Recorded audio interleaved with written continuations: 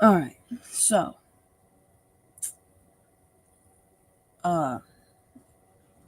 yeah.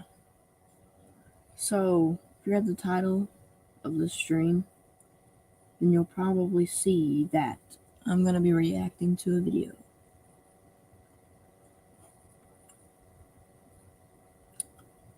So, yeah.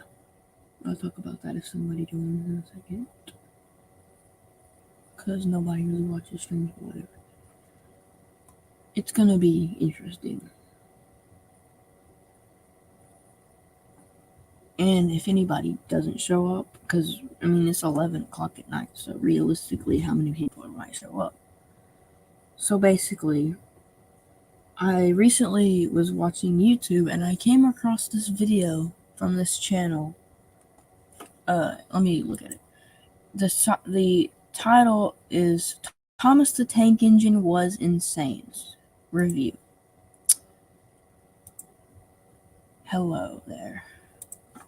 I've came across this video called Thomas the Tank Engine Was Insane Review, and I'm going to be reacting to it because if it's what I think it is, then, which I think it might be, like, talking about,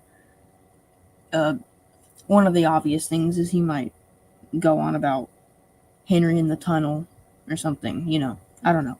But I'm just curious to see if it's what I think it is or if it's like something completely different. This might be stale news. People might already know about this video, but I'm just now getting this on my For You page, so I mean, I was just curious as to what it could be. So we're just gonna go ahead and watch it.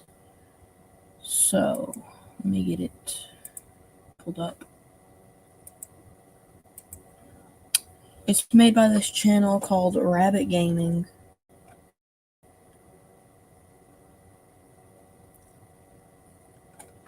I'm not going to read any comments beforehand, so I'm going to just jump in and see what it is.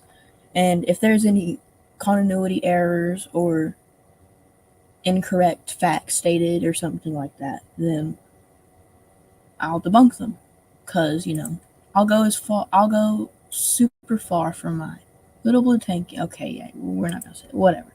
Let's just get into it. What do you think of when I bring up Thomas the Tank Engine? One could think of a meme icon, or that one weird sadistic British kids show about trains. Alright, so, right off the bat, we have, what do you think of when I say Thomas the Train? A meme icon, I guess. Or a weird British train show. You know what I think of when you say Thomas? I think of a blue tank engine that lives on the island. That's what I think of. Let's just, alright.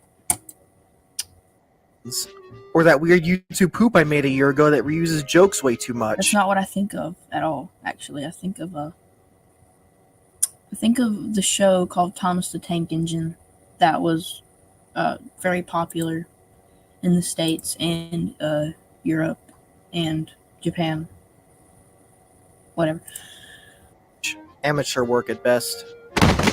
Gordon, the biggest and proud coach engine of all.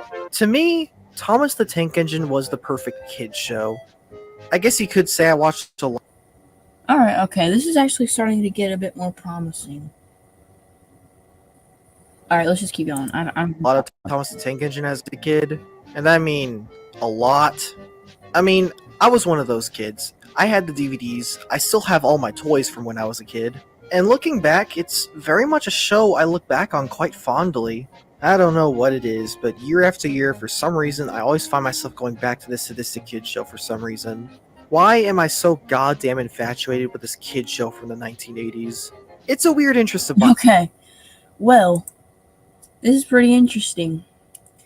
I'm already getting the feeling that I might be completely wrong. I'm gonna just go ahead and go off the gate before we continue, because I am gonna try to watch this whole thing. But when I saw this video, I thought it was gonna be like talking about the dark side of Thomas or something, like, one of those stupid Watch Mojo top 10 darkest Thomas moments or something. I don't know, but let's keep going and see what it is. Because if it is good video, then good on this guy. Fine to go back and rewatch the show once every year. And since I'm doing YouTube videos now, I thought it'd be fun to sit down and take a look at the show, take a critical look at it. So let's start with where it came from. The show was based on a book series called The Railway Series, written by train enthusiast Reverend W. Awdry. These were very read to your kid before bedtime kind of books. They were very fairy tale-like in a way. These books ran from 1942 to 1972 under Reverend. Well, I will say, while it's not exactly like a fairy tale, because a lot of the most unrealistic thing, and really, especially in like classic series Thomas, the only unrealistic thing about it was the trains with faces. Everything else is very, like, it could have, it's very, like, what's the word? Realistic fiction. That's really what it is for the first 7 seasons. And even into the hit era, most of the time, it is pretty realistic. And then after that, it just kind of, wasn't exactly the same, but whatever. W. Awdry for it to be continued later by his son, Christopher Awdry, in 1982, ending in 2011. Now, going back to the show, there was interestingly actually an attempt at a TV adaptation years before in 1953. This was done by the BBC. It was done with live models just like the show, and famously, it was a live broadcast. This is known to have been a huge unprofessional failure, as infamously a model would fall off the tracks during broadcast, messing everything up. The only evidence we have of this ever happening is from people who saw it when it aired. This is lost in media, as it was taped over by the BBC. Who knows if it's out there somewhere. Enter the 1980s. A woman of the name Britt Allcroft was very intrigued with these books and thought they would translate very well to TV. Because of the BBC disaster, Wilbur Awdry was very unsure about doing another run in a TV show, but eventually, though, he would warm up to it. So with that, new rights were acquired to make another attempt at a TV show. So now came the question, what medium were they going to use to bring this show to life this time around? They thought about stop motion, then animation, but in the end they decided to make the show with live action models just like the BBC broadcast. And I can't imagine this show any other way. This was actually suggested by... I love what he just said.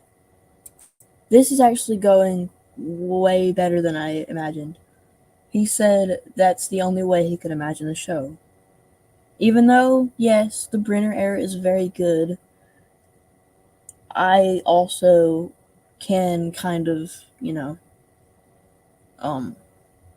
see where he's coming from. I would say, at least before all the CGI stuff, that's the only way. I mean, even though I wasn't alive before that, like before they really started to delve into CGI,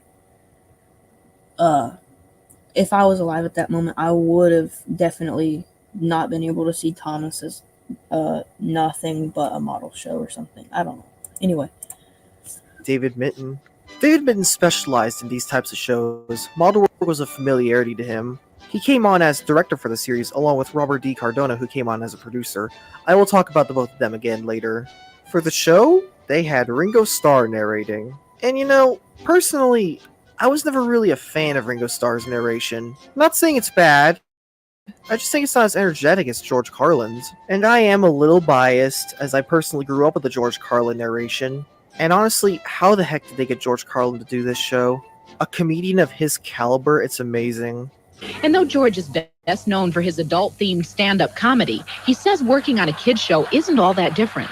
Rat shit, bat shit, dirty old twat. 69 assholes tied in a knot. Hooray! Lizard shit, fuck! But anyway, I just think George Carlin brought something to the show that Ringo Starr didn't. Beep, beep, beep. Where's the conductor? Whistled Thomas. I would personally go to his house and beat the shit out of him.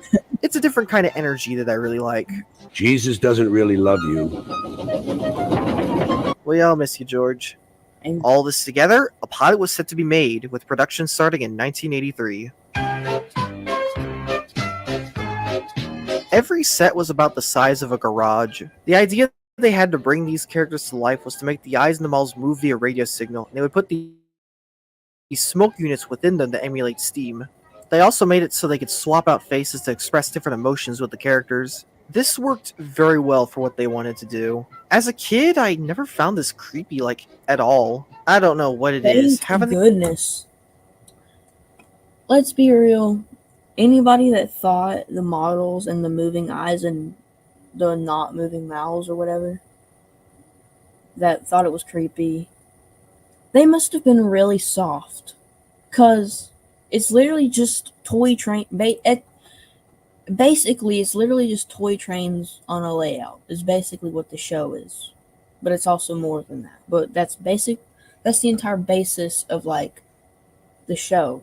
It's basically just models running on a train set. Yeah. The eyes move was such a good idea. Having the eyes static would be a bit jarring. Yeah. The pilot was an adaptation of the story Thomas Down the Mine. Interestingly, the pilot would go on to be remade for the show, being the last episode of season 1. The pilot is also lost in media. Actually, the last episode of season 1 is Thomas's Christmas party. Okay, I'll shut the hell up. All we have of it are some scenes being reused from it in the actual episode. It has never been released to the public. Going on, the pilot was an extremely great success and it would be greenlit shortly after. And so, with all of this said and done, later in 1984, October 9th, Thomas the Tank Engine and Friends would grace the world for the very first time.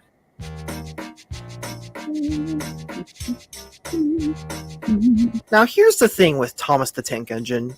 At the time when this show was made, kids' medium was very different back then in the 80s. This was the time when quality control for cartoons, and let's just say children's media in general most of the time, was abysmal, and also most of the time, if always made to market something.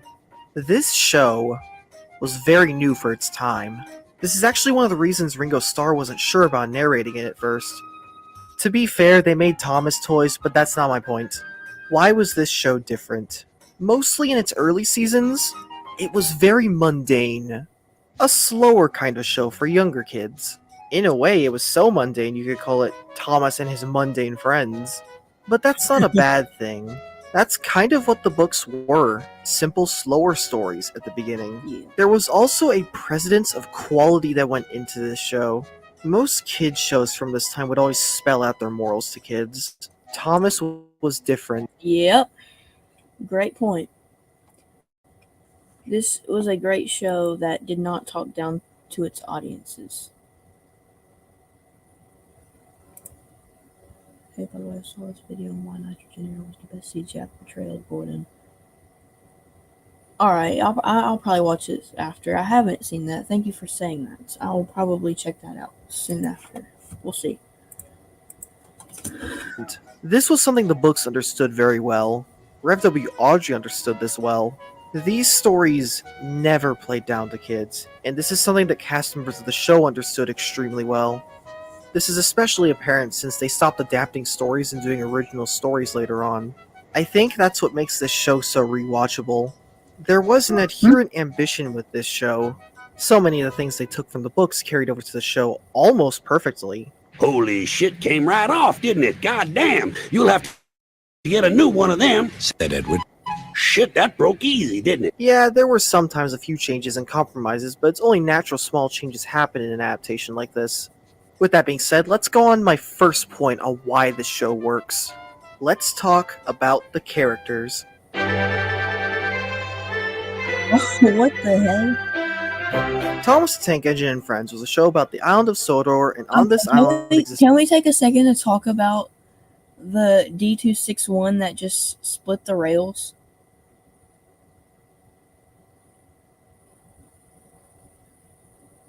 We don't even have to. Really. a variety of stories about this fleet of steam engines on this railway. I find it so interesting how much characterization there was in this kids show. For example, Thomas is a smartass. Remember, Thomas, called Gordon grandly, united we stand, together we fall. As far as I'm concerned, replied Thomas, united we're fucked. Jokes aside, alright. Thomas Alright, let's just talk about that. Okay. That is funny, but that's not what was said in the actual episode. If that was the case, I don't really know if we're talking about a kids show here, but whatever. is a smartass. That's his character. The first episode in the series showcases this. Making Thomas the main character of the show just made sense. Engines going on public roads must have their wheels covered and a cowcatcher in front. Fuck you, I don't do that, said Thomas. Don't forget, If you refuse to cooperate, Wait, now I'm starting to question if this is like a joke video about like George Carlin dubbing or people taking some funny lines from George Carlin and like dubbing it over the show. Now that's given me that question. If that's the case, then well, I don't know. We'll see. policemen will beat you to death. Thomas related to kids because, in a way, he was like a kid. Thomas had ambitions. He wanted to go out and see the world. As I mentioned, he is a bit of a smartass and thinks he can get away with things. Thus, he makes mistakes along the way. I guess, in a way, when you think about it, children love Thomas so much because they themselves were also smartasses. It's why they renamed the series from the Railway series to Thomas the Tank Engine and Friends. He was the most popular character in the books, and children loved Thomas, so it made sense to market it that way. Thomas puffed sadly away.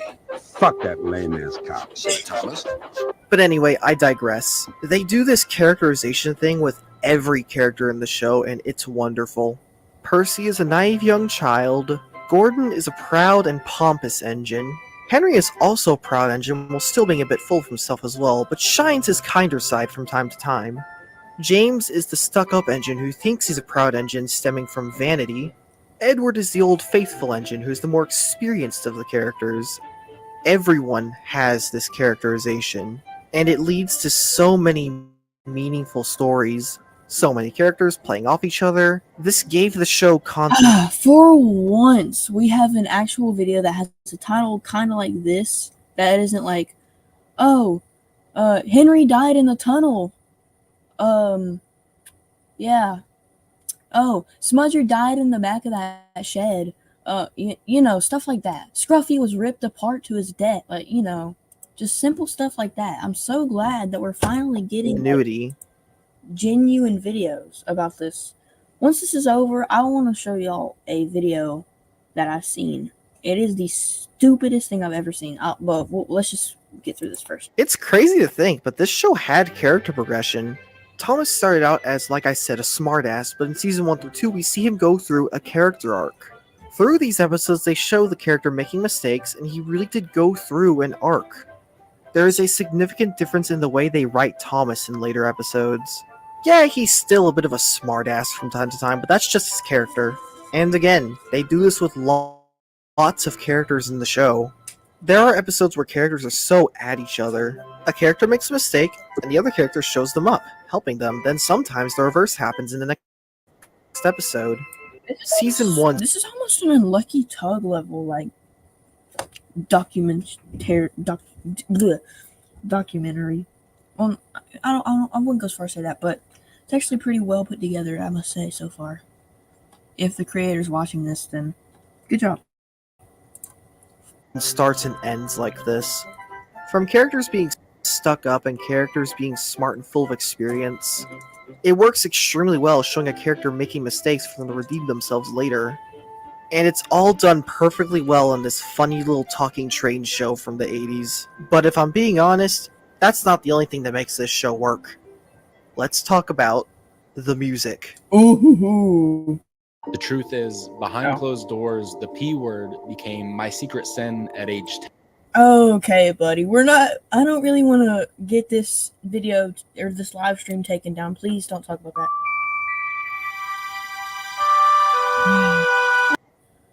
Okay, this video is actually really good. Better than what I was actually kind of expecting. Not gonna lie. The music. Can't wait for this. Music is always going to be an integral part of making something. Honestly, I think it's one of the most important parts of entertainment. Music creates emotion. Music can set a tone. Without it, the world is empty. I think this is one of the reasons Thomas is still talked about to this day. Without its iconic music, I don't think it would have had its iconic meme status.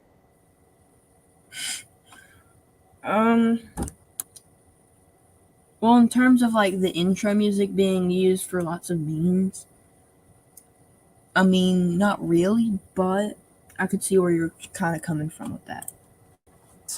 Ask anyone. I don't think there's a single person who doesn't know the main theme of Thomas the Tank Engine. It's, again, iconic.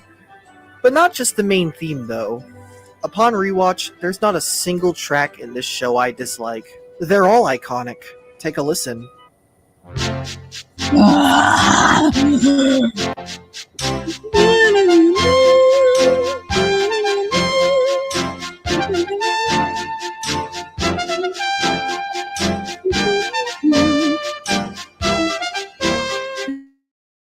This is my top 5 Thomas Wayne films.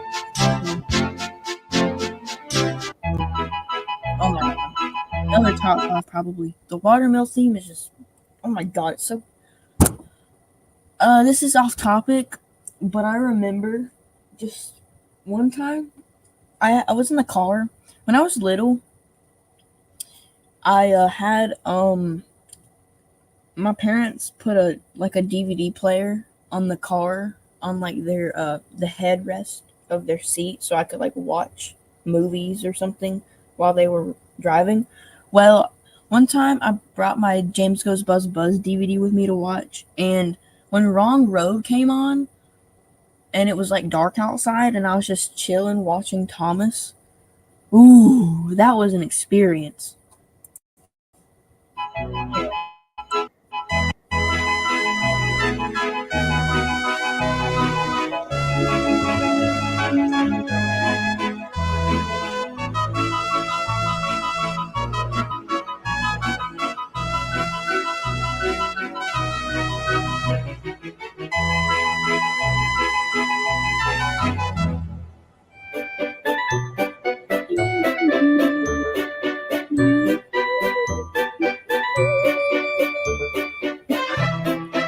This is my childhood right here.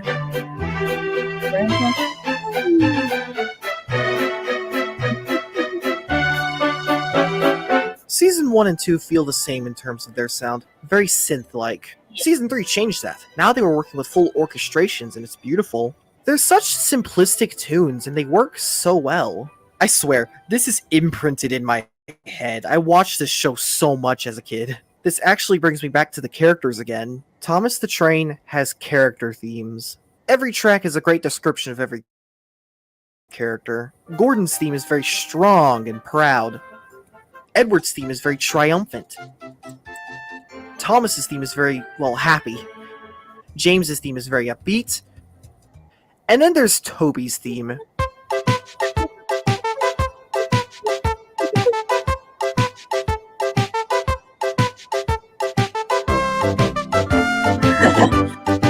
Yep. Henry actually has 2 themes. Perfect description of how I dance when Toby's theme comes on. It starts with a sad, lower-sounding tune, which fits with his first episode.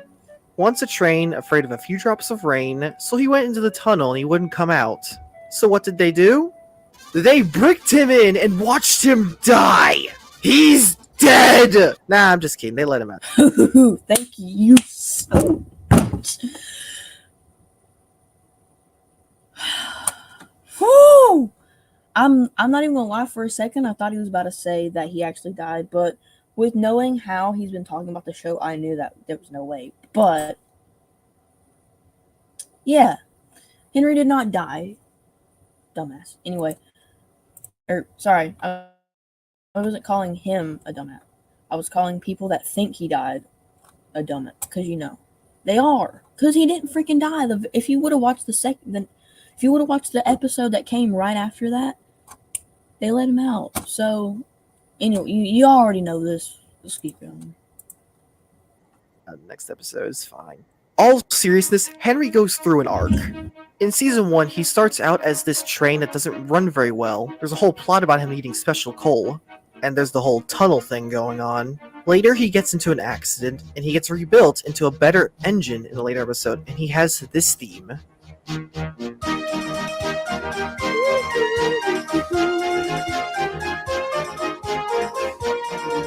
It's genuinely wonderful. Thomas the Train had everything it needed to be perfect. But there's one more thing it did that still surprises me. Thomas the Tank Engine was a realistic world. Rev W. Archie was a train enthusiast himself, and with his books, he wanted to create as much of a living, breathing, and realistic world as possible. He imagined this world would operate on real-life train regulations. They even set a whole map for the island. And the show in its early days would mostly follow it. To be fair, they broke railway regulations in season 3, but is that really a bad thing? Well, Audrey sure hated it. The realism was especially apparent with the amazing illustrations some of the books had. I swear, I think my favorite art from the books were these impressionist illustrations. It's by far my favorite art from the books. In terms of looks, though, the show really developed over time. And to understand how the show developed, we need to briefly talk about Tugs. After season 2, David Mitton and Robert D. Cardona went out to make their own show using the same techniques as Thomas. This show was called Tugs.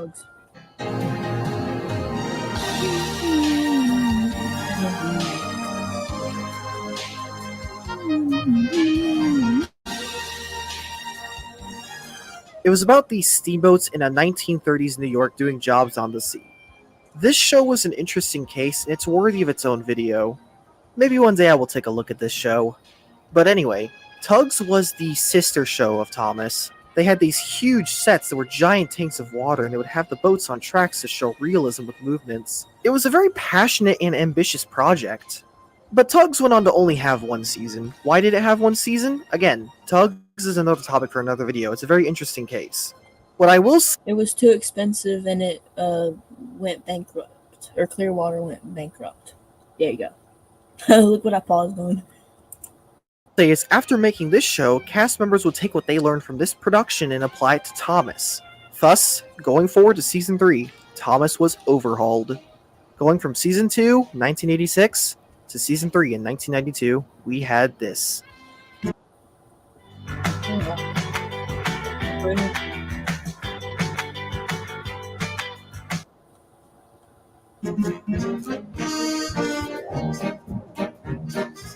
Every season of Thomas would always introduce something new. Season 1 was very limited with what they can do because of a small budget. They don't like moving the camera much in this season. It feels much more like a storybook come to life. It's what makes this season so different from other seasons of Thomas. That is a perfect description for season 1. It's a storybook that came to life.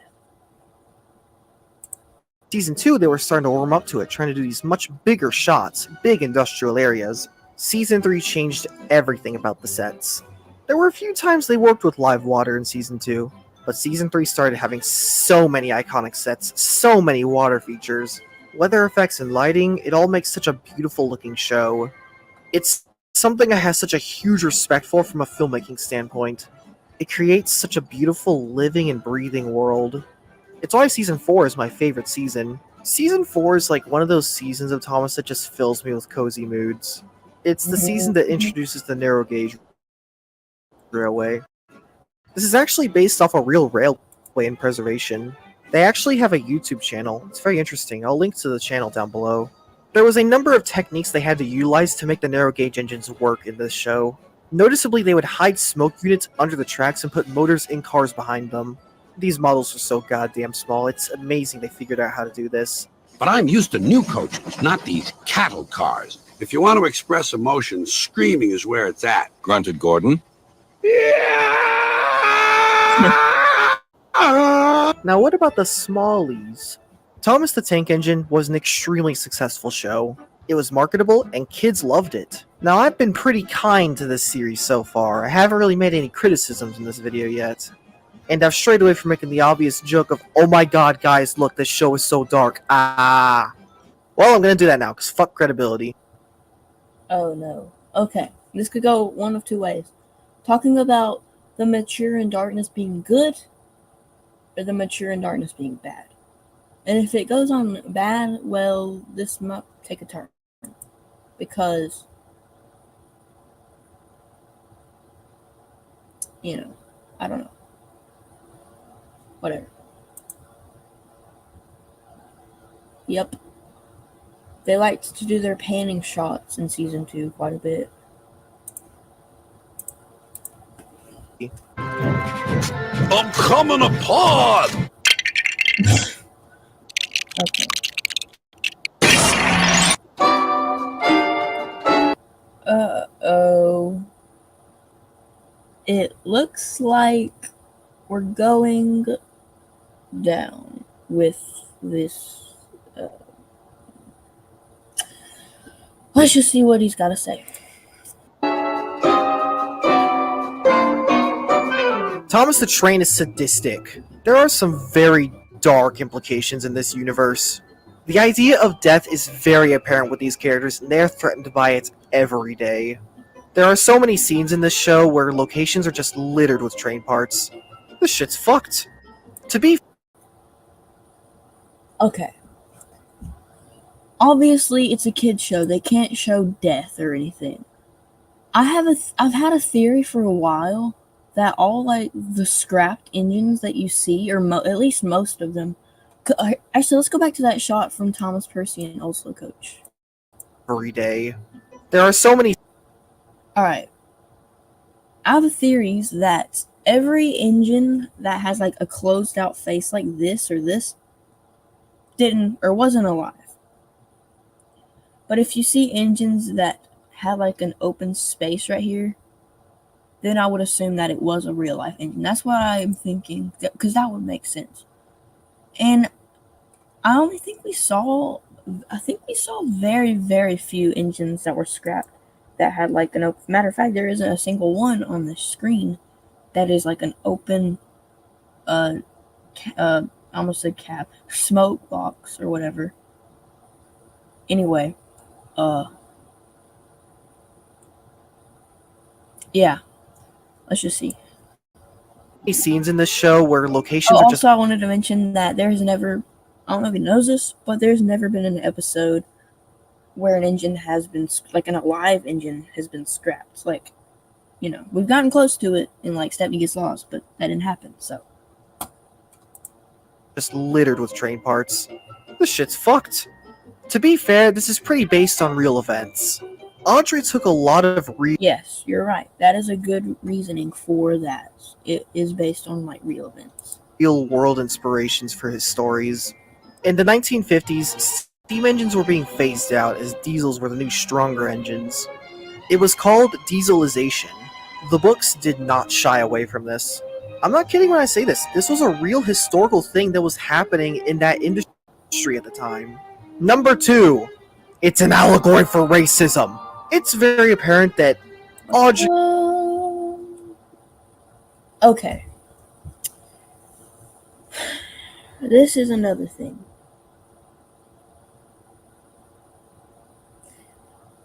If you think about it, this isn't entirely right either, or correct. But, especially back in the 80s and even into some of the 90s, there was still lots... I mean, even to this freaking day, there's lots of racism. And maybe they just thought it was okay to show that in a show, but even then, it's not really racist. It's just rivalry at the end of the day. It's just... Really, if you think about it, the first diesel... And we're talking about the show, we're not talking about, like, the books. We're talking about the show. In the show, the first diesel introduced was Diesel. Wow.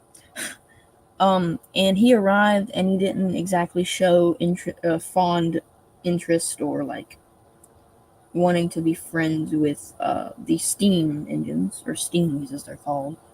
So I guess, really, if you wanted to call it racism, then I guess the diesels kind of started it. And then the engines just followed suit and were like, oh, we don't like the diesels, you know. So it's not really racism, to be honest, but whatever. She really didn't like diesel engines. So one day the and he character just said steam engines really didn't like diesel. No. They love some diesel. Well, select few engines. My theory is that Diesel made Gordon not like... Because, you know, Gordon is not fond of Boko. He's not fond of... That was the infamous one. He wasn't fond of Boko. We'll just say that. Until he rescued... Or until Boko rescued him from the twins. Or quote-unquote rescued. Anyway. So... What was I going to say? Oh, yeah. It wasn't exactly the steam engines that started, like, the quote-unquote racism. Even though it's not really, but whatever. It's a fucking kid's show, just come on. Diesel arrives on the island, and he's just a giant asshole to everyone. But to be fair, there are also good diesels, so not all of them are bad. We have characters like Boko, for example, and Mavis. So there are good lessons on racism in this show. just because one Okay, yeah, you're right. You're right. That's good. There are good lessons on, like, or sort of lessons on racism, they talk about. Especially Calling All Engines was the big promoter of non-racism, because it's literally a movie about steamies versus diesels. So, I mean, whatever. Let's just... person is bad doesn't mean everyone else is bad, right? Well, they kind of sort of forgot about that lesson sometimes. That must be the new engine. Okay, that is a big glaring continuity error with some of this, because this is from the episode Thomas and the New Engine from season 9, and Calling All Engines came out like right before season 9 started airing or whatever. So that means they just threw the idea of being allies with the steamies, or the diesels being allies with the steamies. They just threw it all away, and they started making episodes where they hate each other again. So, you're right. But, most of the time, it's not, it wasn't exactly, there never really was, like, other than, like, Boko, Mavis, and Daisy didn't really have anything to do with, like, hating steamies or anything, really. But, particularly Diesel, Airy, Bert, Diesel 10, before like the hit era came around, there wasn't a lot of like steamies and diesels are getting along kind of stories, really. So it kind of started in the hit era, so you can't really just blame the whole show for being that way. It was really the hit era, some of the Nitrogen era, and some, I don't know, not exactly the Brenner era. I mean, sure, it was there, but Andrew Brenner did know how to write stories, to be clear about that. Anyway. He thought. He must be friends with the Diesels. Some episodes play this up as the steamies, yes, they say that in the show, are the only good ones, and all diesels are bad. Have you seen the new engine yet? Asked James. Yes, said Thomas. But we'd better be careful. I saw him at the yards with Harry and Bert. They were laughing together. Another thing to be fair about, they've had history with Harry and Bert being, assholes, quite frankly, to the engines. I mean, they almost completely scrapped Stepney. They literally almost killed Stepney in the show. So they have some reason to be concerned about Harry and Bert hanging out with Neville. They might try to scrap Neville for all we know. So the way they're portraying it at the same time is they're trying to, Neville's hanging out with Harry and Bert, so he's not good. We shouldn't hang out around Neville. It's kind of promoting it that way, but at the same time, I don't even really know, honestly, but whatever. Yeah, I don't really care for Calling All Engines either. And actually, I haven't really saw that, the rewrite. I should probably check that out sometime. God, if I hiccup one more time. James was shocked. A steamy friendly with diesels. That's kind of fucking racist if I'm being honest. And then you just have clips of Thomas being racist in the later CGI series. No, Diesel. I'm sure Sir Topham Hatt means a really useful steamy. You'll never be that. What the f- Okay. This is Misty Island Rescue you're talking about. The movie where just everything good was, it was before season 13 really made the show suck a lot. Season 13 wasn't entirely horrible. You know what? I'll go ahead and say it. Misty Island Rescue was the thing that absolutely destroyed Thomas for a long time. It was. I'm saying that. So, if you take a lot of, because it's quite clear that the whole community hates this era of Thomas. So, if you just think about that and forget it exists, the classic and some of the hit era was mostly like good, and it told, well, not really hit, most of the classic. So if you just take this, or take this and say this didn't exist, which, you can't do that. But it was, I don't even know what I don't know. Fuck Thomas. Diesels. Fuck me. Number 3, you have served your purpose. We need to talk about Smudger. There was a character named Smudger. He was one of the Narrow Gauge characters. He was a character who continuously misbehaved. So you know what they did Well, it looks like I was sort of right about this. to him? They ripped his wheels off and turned him into a fucking generator! Okay. I don't have a lot to back this up with, but I will say there are theories, and I also can agree with this, that Duke told the story of Smudger to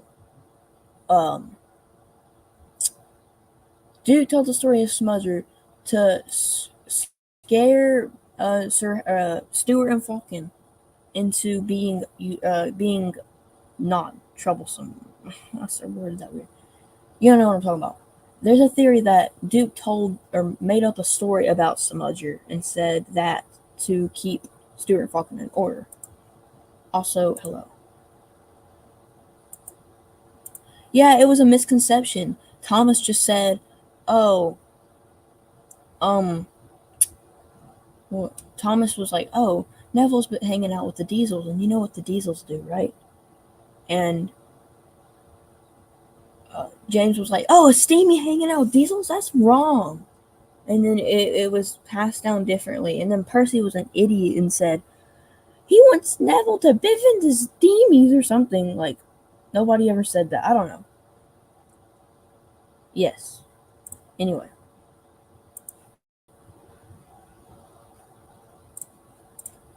He is there, stuck there, never being able to move. And you know what makes the situation even more fucked? They abandoned the railway and left him there to die. Oh, they came back for Duke, so no worries for Duke, but Smudger? He's still there, rotting. Or for all we know, he's probably still alive. Do you know that Scar Lowy is 100 years old? That means these trains don't die of old age. For all we know, these I don't want to be that guy, but their engines. tank engines are immortal. He is probably still alive, sitting there, rotting. Can't call out to anyone. He's just there, forever. Unless you think about it this way, even though this is a stupid way to think about it. Scar Lowy, although he's 100 years old, he's been quote unquote fed or given coal and water. So, in the show, I'm thinking trains or engines can live as long as they can if they're given coal and water. In good time, I suppose, is a good way to say it. But Smudger, if we say he's still at the Mid-Soda Railway, then he's probably dead. Because he hasn't had coal. Well, he's a I don't know. Oh, this is taking a bad turn. I knew this. This was happening. So yeah, these steam engines have usage. If you are not, and I quote, really useful, you have served your purpose. Send them to the scrapyard, you fuck! Number 4. This railway sucks. This is the most unreliable railway ever. It's like some random shit happens on But that's what makes the show funny at the same time. Although sometimes it doesn't seem sometimes it seems unreliable. And realistically, it makes up for a good show. So, I don't give a shit how they hate railway acts if it makes up for a good show. So, I don't know. Island every week. Why can't things just function on this fucking railway? Oh no, I accidentally bought 2 expensive Scottish engines. Oh no, one of them ran into a signal box. Oh no, one of them broke a brake van. Oh no, James broke his coaches and they need to repair it with fucking shoelaces. Gordon wants a view. Diesel's an asshole. Bill and Ben are twats! This island sucks.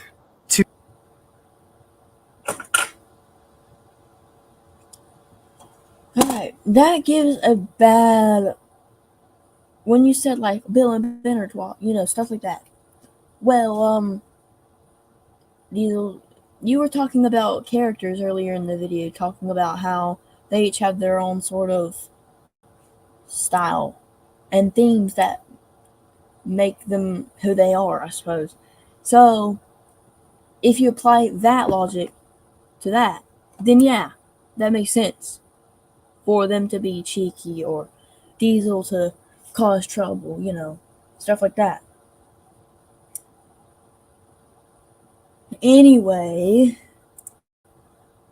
To be fair, conflict needs to happen for a show to happen, but I'm still gonna make fun of it. And jokes aside, I really do like the darker episodes of Thomas. It's very much a show that people with an appreciation for trains will enjoy. But alas, there's one more thing we need to talk about.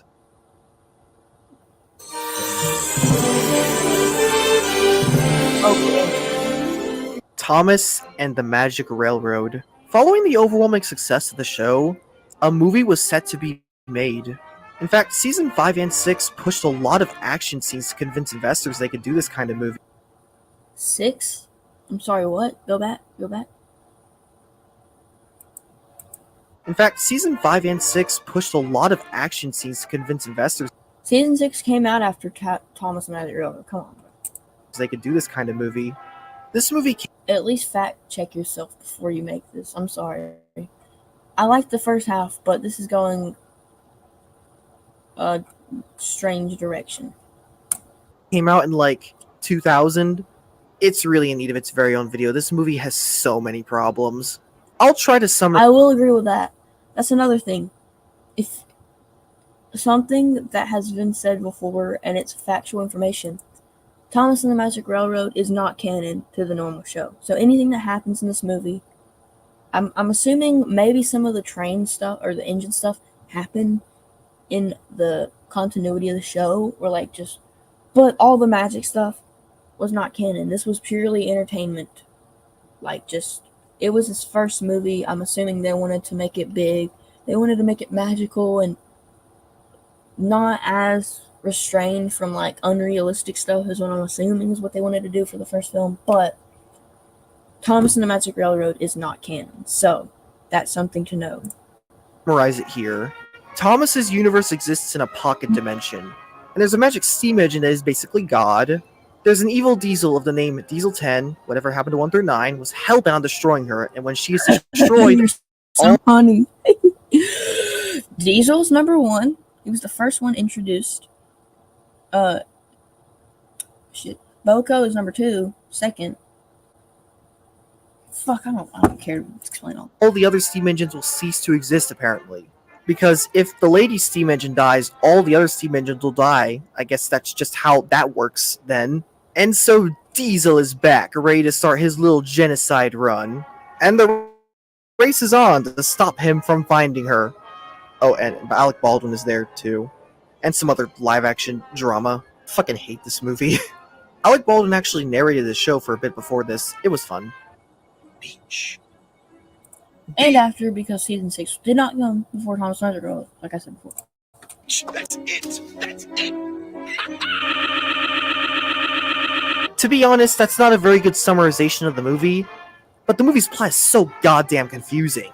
Why the fuck is there magic in this movie? Let's just throw out all the world building from the show beforehand. Okay, I'll just say it one more. It's not canon. So anything that happened in it didn't happen in the regular Thomas season chronology. It's just magic. That's what it is. That's it. It's just magic. Fuck realism. Let's just say it's magic.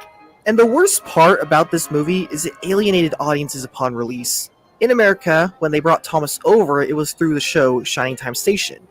It was your basic family time sitcom. Thomas was a segment on it. Britt Allcroft wanted to tell a story using both of these universes. From the get-go, this was already a very bad idea from the start because British audiences didn't know what Shining Time Station was. It was an American program, so it confused people. You can't just take an American thing, bring it over to the UK, and expect it to succeed. What the? Hey, What are you talking about?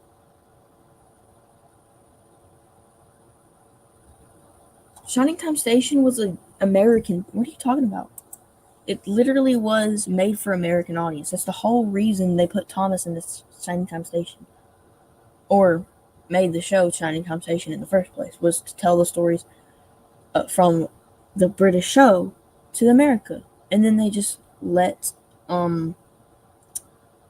And then they eventually decided to release the actual show into America. That's what happened. It never really was in Britain. I mean, maybe it was at some point. I have no clue. But the whole purpose of Chinatown Station was to bring to give Thomas to American audiences. Wait a minute. Just like Tugs, this movie is also an interesting case. Test audiences did not like the original idea of the movie. Because of this, so many changes were made to the version that actually went to theaters. This is kind of a reason why there are so many inconsistencies in this movie's plot. It's so... Yeah, the original version, I'm assuming, is so much better and more organized than this. So, yeah. Dumb. It just makes me ask why make such a plot like this? It's Thomas the Tank Engine. Yeah, it's a theatrical release, so we have to be bigger than the show before us, but I don't know. Thomas was a show about talking trains. It's kind of mundane at times. If you're going to do a big story like this, it has to be done a certain way without destroying the perception of the audience. Some of the later TV movies did this better, so at least we got some kind of good Thomas movies. You know what? I can be positive. One inconsistency that makes me laugh. Alec Baldwin playing as the conductor is human, but the model characters are still wooden. What? Alec Baldwin's the best part of this movie. Beach! Perhaps. That is actually something that has always confused me. Why is the picture of Lady Hat just her model? I don't know. Whatever. Perhaps there was a bit too much for you when it came to this movie. There is a 2-hour director's cut online, and I haven't really heard anything good or bad about it either. This was supposed to be Britt Allcroft's passion project, but following this failure, Britt Allcroft was forced to resign from her company. The film cost $19 million to make and made only $19.7 million back. Not a good turnout. The show would never be the same going forward. The writing took a slow turn, becoming very different. It became a bit of a baby show, leaving the realistic tones to become a show that purely exists to sell a brand. No more following a map, no more serious dark tones, no more realism. It was now a show meant for very, very young kids. Yep, that is correct. That is one thing I'll say is correct about it. And that just makes me sad to think about. If Thomas and the Magic Railroad wasn't made, or didn't exist, most likely, imagine Britt Allcroft was still out here making the same show. Like, that was pretty crazy to think about. If Thomas and the Magic Railroad didn't exist, I'm sure Britt Allcroft would still be out here making more seasons. Unless, I think she might have retired. I don't know. But it still would have happened.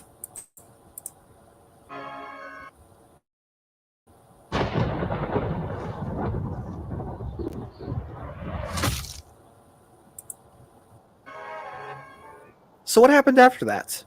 Well, in 2009, Thomas became a CGI production. That era of the show has a lot of pros and cons, in my opinion. Goods and bads. The community considers these separate canons, but there was actually a time where the show got really good again. Like on par with the classic era. It seemed like the beginning of a little renaissance era for the show. That's literally what it's called, the Brennersance.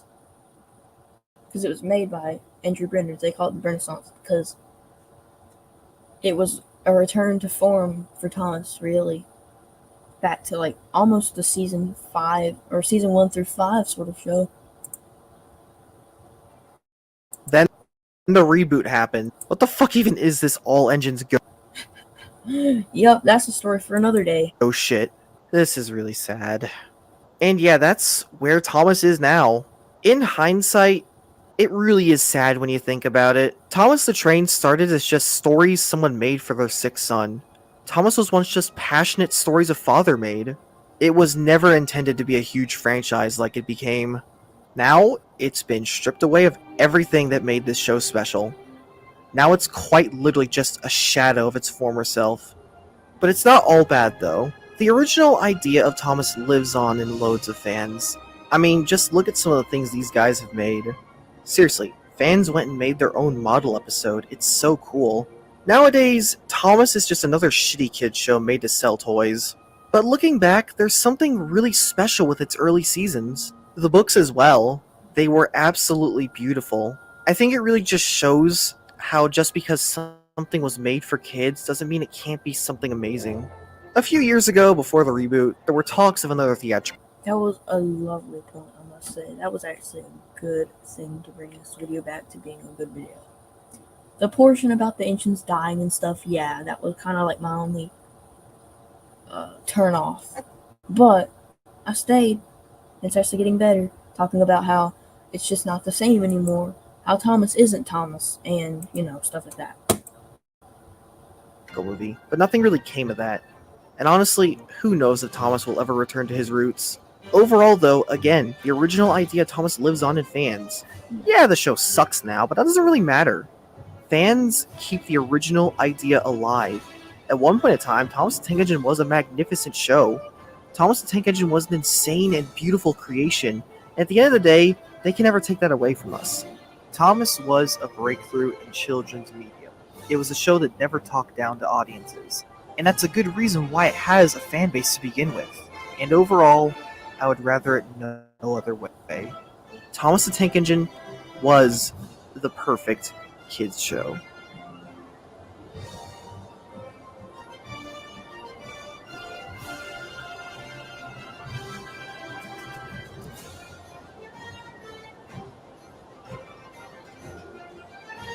Alright, well. Okay. That was actually pretty good. That was not exactly what I was expecting. I was expecting a big harp on about the show being creepy or, I mean, he did go into a point about, like, some of the engines might have died or something. I don't know. Or live immortally. I don't know. But that doesn't matter. Most of the video was actually pretty good.